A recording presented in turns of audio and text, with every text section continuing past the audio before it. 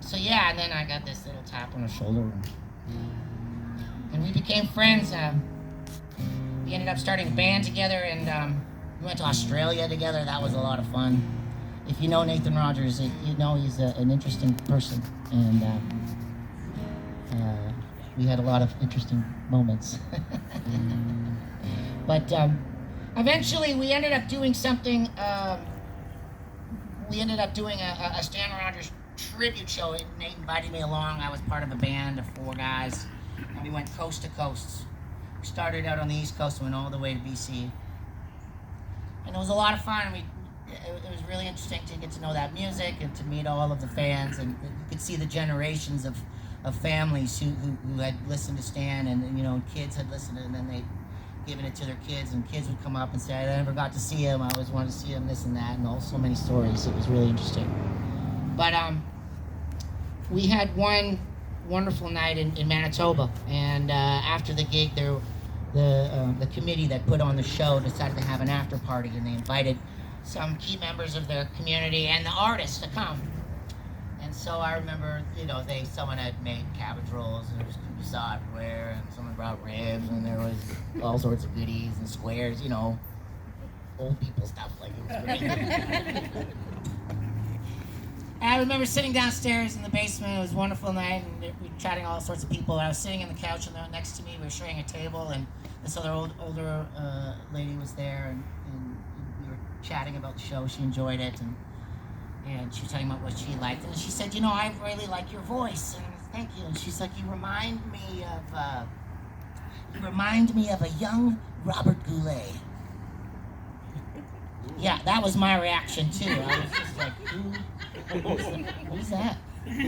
Trained vocalist. He's a trained vocalist, yeah, from the 70s. The only Robert Goulet the first thing that came to my mind was a Saturday Night Live skit. It was Will Ferrell, and he was dressed up as him, and he was drunk and smoking a cigarette and driving a Cadillac, and he pulls up, and this like mountain goat or something comes out, and they just stare at each other, and he says something silly, and then he drives away. And that was it, right? It was really, this is hilarious.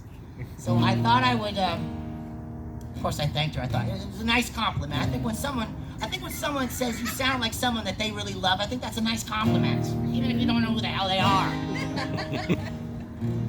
And so I thought maybe it would be fun to write a song about people who other people thought I sounded like, and I don't know, I was just as a songwriter, sometimes you just need to write stupid stuff sometimes, just to get it out.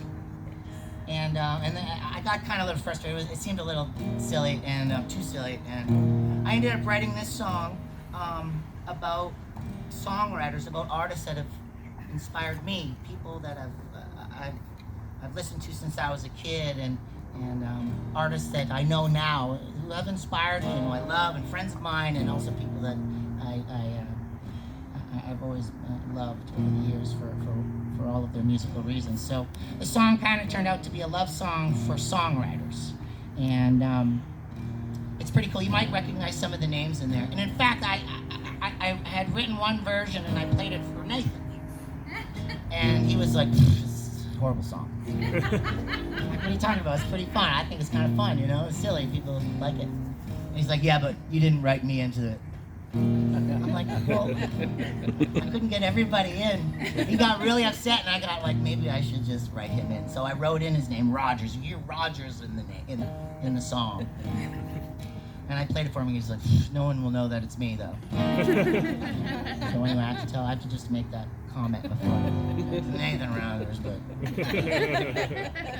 could be any Rogers, you think. So anyway, here's the song. Well, I'm sitting here tonight. I'm trying to put my thoughts down. I'm trying to get them in a verse and have a song to sing along. But the folks that I've been listening to have inspired me to write. Yes, and each and every night I try. But I ain't no Bird, I ain't no Raymond, I ain't no Baba from the block. Ain't no Baker, I ain't no Avery, I'm no Curran from the Rock. I'm not like Arbuckle or Hayes, Andrew Neville or Rami Mays. Just a guy with a plan to write the next hit for his band. But they're all legends of of my time, and they captured all the lines, taking me way a while. I'm bringing me tears of joy and smiles with every word they sing, every story that they bring. What I learned is that their music comes from the heart. But I ain't no Sweetland, ain't no Slimmin', ain't no Keelahan, no Simmons, ain't no Peters or J.B. Hope.